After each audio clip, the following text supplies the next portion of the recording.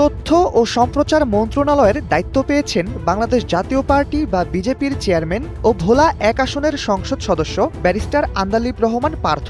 শুক্রবার সন্ধ্যায় নবনির্বাচিত রাষ্ট্রপতি মির্জা ফখরুল ইসলাম আলমগীরের শপথ নেওয়ার পর তথ্য ও সম্প্রচার মন্ত্রী হিসেবে শপথ নেন তিনি। প্রধানমন্ত্রী তারেক রহমানের নেতৃত্বাধীন সরকারের মন্ত্রিসভায় রদবদলের অংশ হিসেবে তথ্য ও সম্প্রচার মন্ত্রণালয়ের দায়িত্বে থাকা জহিরুদ্দিন স্বপনের স্থলাভিষিক্ত হয়েছেন তিনি। জানা গেছে, ব্যারিস্টার আন্দালিব রহমান পার্থ তথ্যমন্ত্রী হিসেবে দায়িত্ব নেওয়ার পর জহিরুদ্দিন স্বপনকে মন্ত্রীর পদমর্যাদায় উপদেষ্টা হিসেবে সরকারের সঙ্গে রাখা হবে। তবে তাকে কোনো মন্ত্রণালয়ের বা বিভাগের দায়িত্ব দেওয়া হবে কিনা সে বিষয়টি এখনো চূড়ান্ত হয়নি। আন্দালিব রহমান পার্থর মন্ত্রী হওয়ার বিষয়ে বাংলাদেশ জাতীয় পার্টির মহাসচিব আব্দুল মতিন সাউদ গণমাধ্যমকে বলেন, দলের চেয়ারম্যানকে মন্ত্রী হিসেবে শপথ নেওয়ার জন্য তাকে ফোন করা হয়েছিল। তিনি জানান, পার্থ নিজেই তাকে বিষয়টি জানিয়েছেন।